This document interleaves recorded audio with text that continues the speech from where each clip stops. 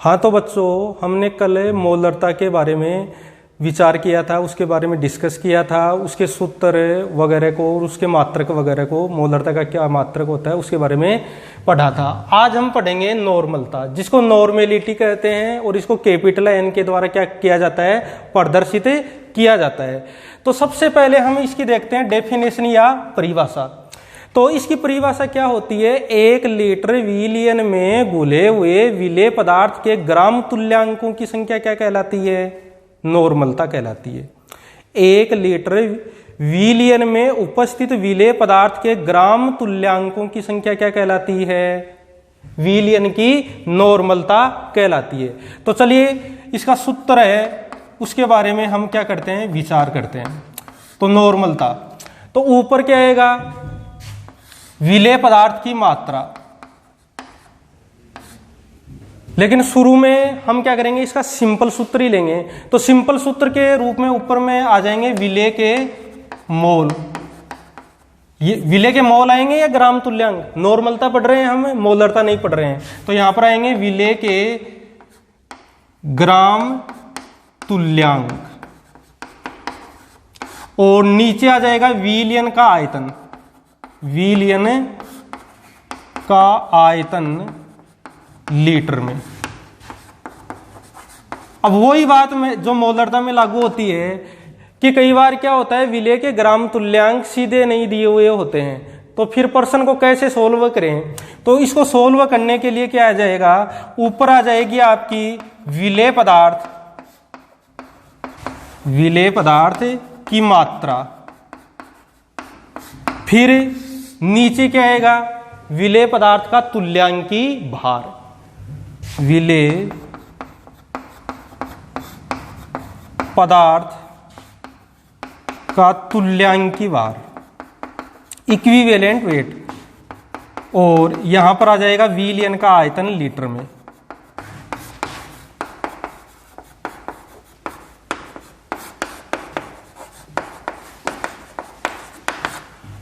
अब बच्चों क्या होता है कि कई बार क्या होता है, विलियन का आयतन भी क्या होता है, लीटर में नहीं दिया हुआ होता है। तो हम ये माने कि W ग्राम पदार्थ VmL विलियन में उपस्थित है, यानी विलेय पदार्थ की मात्रा दी हुई है और विलियन का आयतन आपको किस में दिया हुआ है, मिलीलीटर में। क्या हुआ, चलो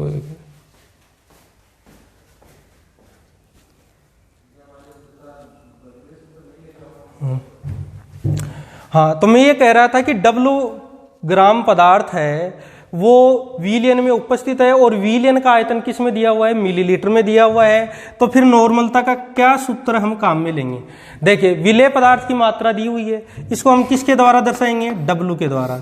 इसको WB भी हम राइट कर सकते हैं। फिर यहां पर क्या है, विलेय पदार्थ का तुल्यांकी भार, तो ये तुल्यांकी भार आ गया इक्विवेलेंट वेट। ओके, अब यहां पर ये आ गया विलियन का आयतन। अब ये विलियन का आयतन आपको किस में दिया हुआ है, मिलीलीटर में दिया हुआ है। तो इसके लीटर बनाने के लिए V में कितने का भाग देना पड़ेगा, 1000 का, और 1000 कहां चला जाएगा, ऊपर चला जाएगा। ये लीजिए, ये नॉर्मलता का सूत्र बन गया।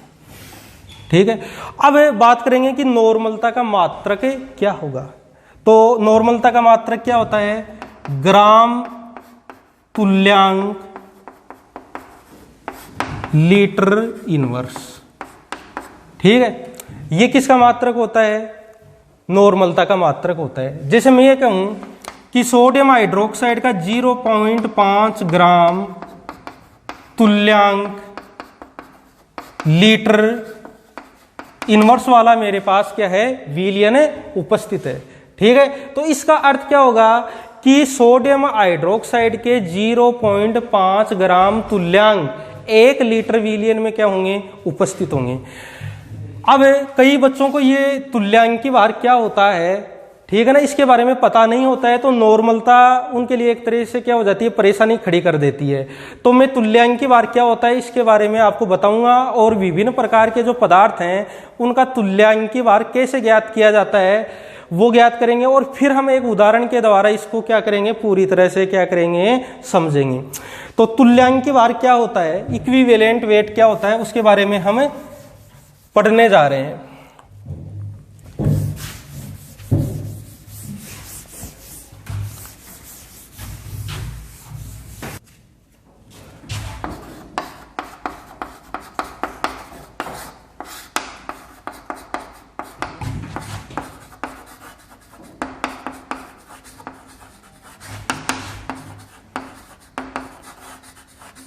हाँ, तो हम तुल्यांकी भार के बारे में पढ़ रहे हैं, इक्विवेलेंट वेट।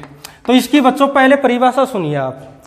किसी पदार्थ के बाहर भागों की संख्या जो हाइड्रोजन के 1 बाहर भाग या ऑक्सीजन के 8 बाहर भाग या क्लोरीन के 35.5 बाहर भाग से क्रिया करती है या इनके यौगिकों से इनको क्या कर देती है, प्रतिस्थापित कर देती है, उस पदार्थ का क्या कहलाता है, तुल्यांकी भार कहलाता है। दोबारा रिपीट कर रहा हूं मैं डेफिनेशन को।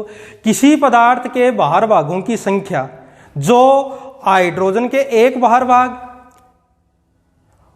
ऑक्सीजन के 8 बाहर भाग या क्लोरीन के 35.5 बाहर भाग से क्रिया करती है या इनको इनके यौगिकों से प्रतिस्थापित करती है, उस पदार्थ का क्या कहलाता है, तुल्यांकी भार कहलाता है। अब हम सबसे पहले ज्ञात करेंगे कि अम्ल का तुल्यांकी भार कैसे ज्ञात किया जाता है। अम्ल का तुल्यांकी भार, इक्विवेलेंट वेट ऑफ एसिड। तो ऊपर क्या जाएगा, अम्ल का अणुभार, अम्ल का अणुभार, और नीचे क्या आएगा, अम्ल की क्षारकता। देखो आपको ध्यान में रखना है, अम्ल की क्षारकता होती है और क्षार की क्या होती है, अम्लता होती है। या आप ऐसे नहीं समझ सकते तो कोई अम्ल का वियोजन होने पर वो कितने H+ प्रदान करता है उसको भी हम क्या कर सकते हैं, काम में ले सकते हैं। तो या तो यहां पर क्या लिख दो आप, प्रतिस्थापनीय H+ की संख्या, या यहां पर मैं क्या लिख दूं, अम्ल है तो क्या काम आएगी, क्षारकता। चलो इसको एग्जाम्पल लेके देखते हैं। जैसे हमारे पास सल्फ्यूरिक अम्ल है H2SO4, ठीक है, तो इसका अणुभार आप जानते हो कितना होता है, 98 होता है, ठीक है ना, कितना होता है, 98 ग्राम के अकॉर्डिंग भी ले सकते हो, ठीक है। अब H2SO4 का वियोजन होता है बच्चों, तो ये कितने H+ प्रदान करता है, 2, ठीक है। तो इसके लिए प्रतिस्थापनीय H+ की संख्या कितनी आएगी, 2 आएगी। और ये जो प्रतिस्थापनीय H+ की संख्या है इसी को अम्ल की क्या कहते हैं, क्षारकता कहते हैं। अब देखो H2SO4 का वियोजन कैसे होता है, H2SO4 H+ HSO4 माइनस, ये बाइसल्फेट आयन है, HSO4 माइनस H+ और ये सल्फेट आयन बन गए। तो बोलो ये बच्चों कितने H+ दे रहे हैं, 2 H+ दे रहा है। तो यहां पर प्रतिस्थापनीय H+ की संख्या कितनी है, 2 है, या इस अम्ल की क्षारकता कितनी है, 2 है। तो ये लीजिए 2 का भाग दे देंगे, कितना आ जाएगा, 49। तो इस तरीके से अम्ल का हम क्या ज्ञात करते हैं, तुल्यांकी भार ज्ञात करते हैं। ऐसे ही बच्चों जैसे H3PO4 फॉस्फोरिक अम्ल होता है, ठीक है, इसकी क्षारकता या इसकी प्रतिस्थापनीय H+ की संख्या कितनी होती है, 3 होती है, ठीक है ना, ये 3 H+ देगा। अब हम क्या करेंगे, इसका तुल्यांकी भार ज्ञात करने के लिए क्या करेंगे, पहले इसका अणुभार ज्ञात करेंगे। हाइड्रोजन का 3 का जोड़ लेंगे, फॉस्फोरस 31 जोड़ेंगे और ऑक्सीजन का 1 का 16 और 4 से गुणा कर लेंगे, और फिर उसमें 3 का क्या दे देंगे, हमें भाग दे देंगे। तो हमको फॉस्फोरिक अम्ल का क्या प्राप्त हो जाएगा, तुल्यांकी भार प्राप्त हो जाएगा। तो अम्ल का तुल्यांकी भार इसे ज्ञात करते हैं। अब हम बात करेंगे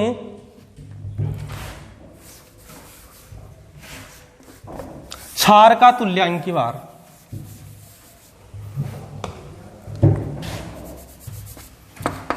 क्षार का तुल्यांकी भार। तो क्षार का तुल्यांकी भार का सूत्र क्या होगा, ऊपर क्या आ जाएगा, क्षार का अणुभार, क्षार का क्या आ जाएगा, अणुभार आ जाएगा, और नीचे क्या आ जाएगा, आपको पता है कि क्षार है वो जल में डालने पर क्या देते हैं, OH माइनस देते हैं। तो या तो आप क्या लिख दो, प्रतिस्थापनीय OH माइनस आयन की संख्या, और या क्या लिख दो भाई, मैंने बताया था कि अम्ल की क्षारकता काम आती है, क्षार की क्या आती है, अम्लता। कोई क्षार जितने OH माइनस देता है, ठीक है ना, जल में, वो ही उसकी क्या होती है, अम्लता होती है।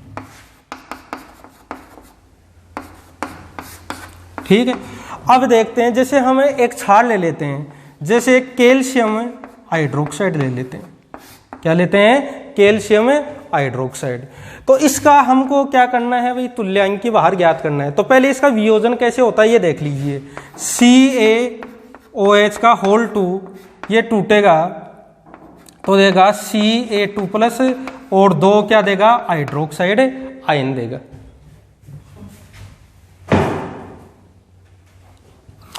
तो पहले आप क्या ज्ञात कीजिए, कैल्शियम हाइड्रोक्साइड का अणुभार ज्ञात कीजिए। तो देखिए बच्चों, कैल्शियम का इसमें कितना है, 1 है, तो 40 इसका हो गया। अब बोलिए ऑक्सीजन के कितने हैं इसमें, टोटल 2 है, तो 16 और 16 कितना हो गया, 32। और हाइड्रोजन के कितने हैं, 2 हैं, तो 2 इसका हो गया। तो ये 40 32 2 4 4 3 74 हो गया। ठीक है, अब ये 74 इसका क्या आ गया, अणुभार आया। कैसे आया भाई, 40 तो किसका हो गया, कैल्शियम का हो गया, 2 ऑक्सीजन है, तो 16 और 16 क्या हो गया, 32। तो 40 और 32 कितने हो गए, 72, और 2 किसका हो गया, 2 हाइड्रोजन का हो गया। और ये OH माइनस आयन कितने दे रहा था, 2 दे रहा था, तो 2 का भाग दे दो, तो बोलो कितना आएगा, कितना आएगा, 36 आएगा, 32 आएगा, 35 है, 37। कितना आएगा, 37। ये इसका क्या हो गया, तुल्यांकी भार हो गया। तो हमने अम्ल का तुल्यांकी भार कैसे ज्ञात करते हैं, क्षार का तुल्यांकी भार कैसे ज्ञात करते हैं, ये हमने ज्ञात कर लिया। अब हम बात करेंगे लवण का तुल्यांकी भार। किसका, लवण का तुल्यांकी भार। हम लवण का तुल्यांकी भार के बारे में बात करेंगे। लवण का तुल्यांकी भार, तो लवण का तुल्यांकी भार कैसे ज्ञात करेंगे, ऊपर आ जाएगा लवण का। देखो बच्चों, लवण का अणुभार हम काम में नहीं लेते, अणुभार शब्द काम में नहीं लेते। लवणों के लिए ज्यादातर सूत्रभार का क्या किया जाता है, उपयोग किया जाता है, क्योंकि लवणों में इनके क्या नहीं होते हैं भैया, अणु नहीं होते हैं। क्योंकि लवण ज्यादातर कैसे यौगिक होते हैं, आयनिक यौगिक होते हैं, और आयनिक यौगिकों में अणु के स्थान पर हम किसका उपयोग करते हैं, सूत्र इकाइयों का क्या करते हैं, उपयोग करेंगे। तो ऊपर आ जाएगा लवण का सूत्रभार, लवण का सूत्रभार, और नीचे आ जाएगा कुल धनावेश या ऋणावेश, कुल धनावेश या ऋणावेश। ठीक है, जैसे हम बात करेंगे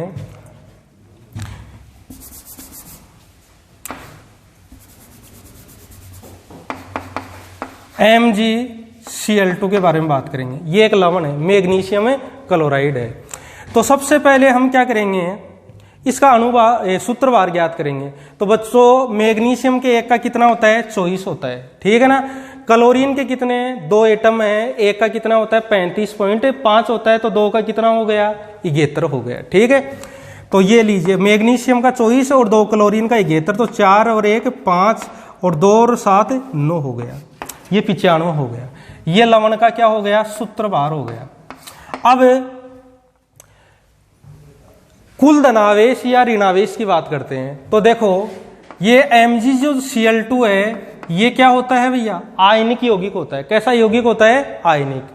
तो आप जानते हो कि क्लोराइड है, एक जो ऋणायन होता है उस पर कितना चार्ज होता है, 1 माइनस, इस पर भी 1 माइनस। अब इसको बैलेंस करने के लिए मैग्नीशियम पर कितना चार्ज होना चाहिए, 2+ होना चाहिए। कितना होना चाहिए, 2+।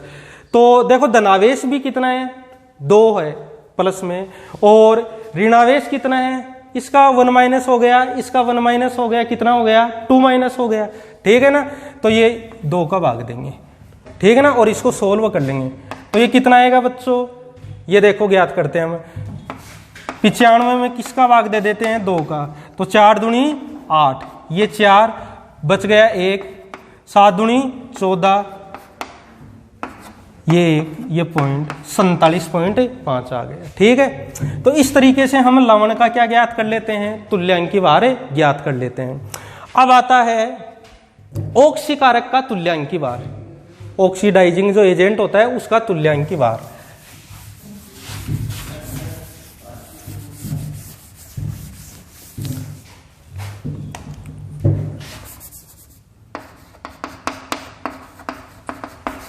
ऑक्सीकारक का तुल्यांकी भार,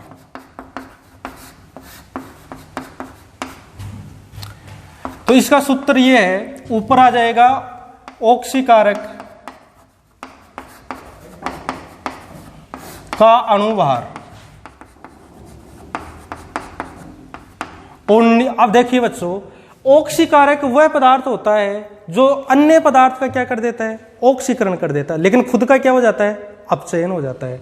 तो ये दूसरों का ऑक्सीकरण करता है लेकिन खुद का क्या होता है, अपचयन होता है। तो नीचे अपचयन में ये क्या ग्रहण करेगा, इलेक्ट्रॉन ग्रहण करेगा। तो यहां पर आ जाएगा प्रति अणु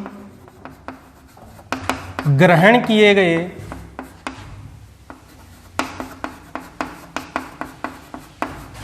इलेक्ट्रॉनों की संख्या।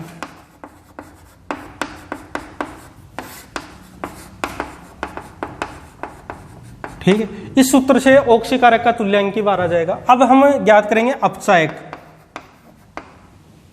अपचायक का तुल्यांकी भार। तो अपचायक का तुल्यांकी भार ज्ञात करने के लिए ऊपर तो वही क्या आ जाएगा, अपचायक का अणुभार आ जाएगा। अपचायक का अणुभार। और अब ध्यान दीजिए, अपचायक वह पदार्थ होता है जो दूसरों का तो क्या कर देता है, अपचयन कर देता है, और खुद का क्या होता है, ऑक्सीकरण। अब ऑक्सीकरण में पदार्थ क्या करता है, इलेक्ट्रॉन त्यागता है। तो हम यहां पर क्या लिखेंगे, प्रति अणु त्यागे गए इलेक्ट्रॉनों की संख्या। प्रति अणु त्यागे गए इलेक्ट्रॉनों की संख्या। तो इन दो सूत्रों के द्वारा हम क्या ज्ञात कर लेंगे, ऑक्सीकारक और अपचायक का तुल्यांकी भार। अब कई बार क्या होता है, हमको परमाणु का भी तुल्यांकी भार ज्ञात करने की क्या पड़ेगी, आवश्यकता पड़ेगी। तो परमाणु का तुल्यांकी भार कैसे ज्ञात करते हैं,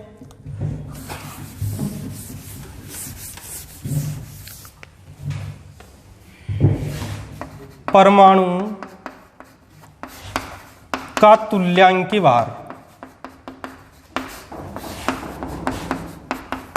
ऊपर क्या आ जाएगा बच्चों, परमाणु भार। परमाणु का तुल्यांकी भार ज्ञात करने के लिए ऊपर आपका आ जाएगा परमाणु भार आ जाएगा। ठीक है, और नीचे क्या आ जाएगी, उसकी संयोजकता, वैलेंसी आ जाएगी।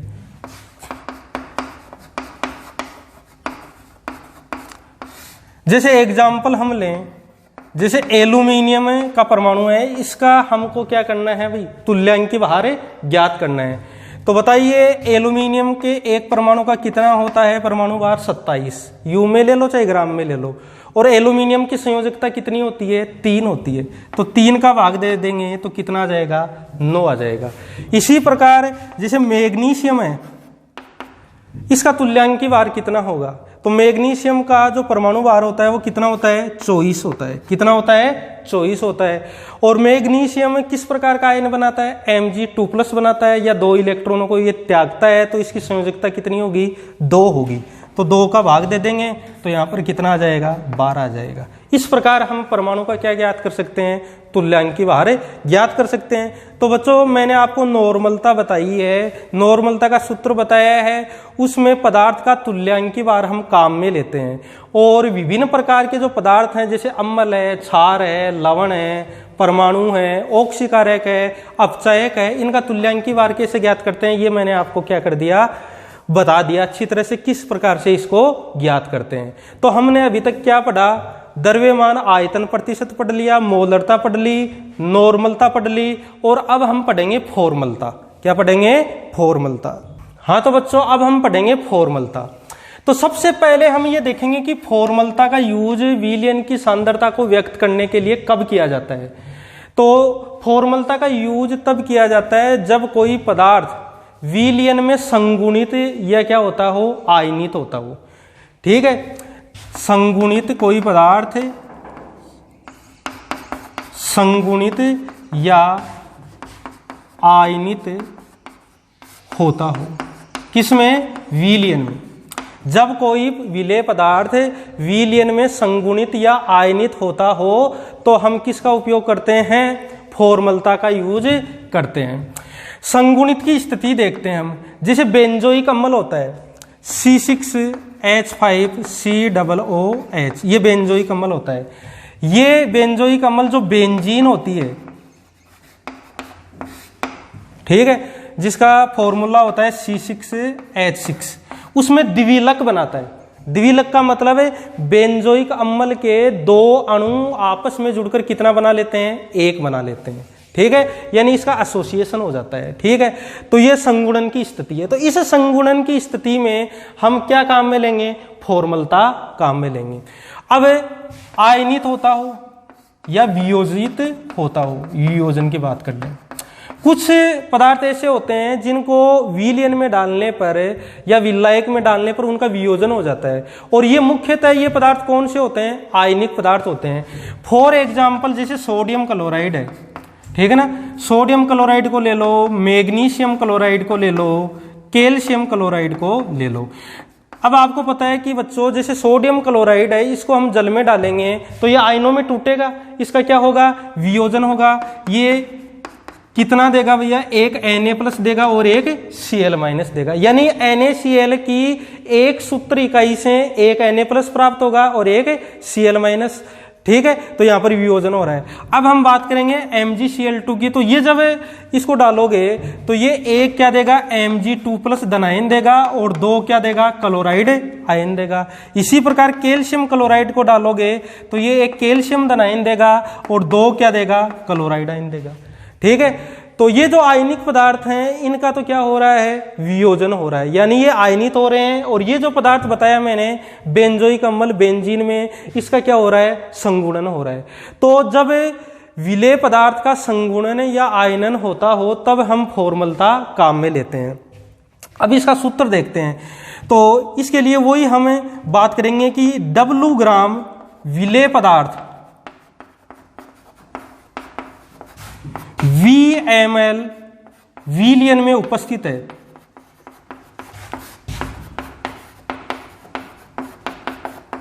तो फॉर्मलता का सूत्र क्या होगा, तो ये F के द्वारा इसको दर्शाते हैं। अब जो विलेय पदार्थ है जो संगुणित या आयनित होता हो, उसका दिया गया द्रव्यमान W तो क्या आ जाएगा, ऊपर आ जाएगा।